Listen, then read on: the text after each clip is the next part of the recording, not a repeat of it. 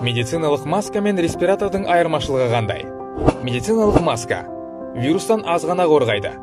Жөтелгенде не түшкіргенде жаныңыздағы адамға вирусты жұқтырмайды. 2 сағаттан соң дымқыл болып вирус жинала бастайды. Масканы кигенде қолмен тиісуге болмайды. FFP1 респираторы уытты емес шаңнан және аэрозоль ірі тамшысынан қорғайды. Медициналық маскаға қарағанда ұзақ дымқыл болатындықтан 4-8 сағат киюге болады. Респираторды шешкен соң қолыңызды сабындап жуып, санитайзермен тазалаңыз. FFP2 респираторы уытты және канцерогенді шаңда жұмыс істеуге арналған. Өзге маскаға қарағанда вирусқа әлде қайда төзімді. 6-8 сағат киюге болады.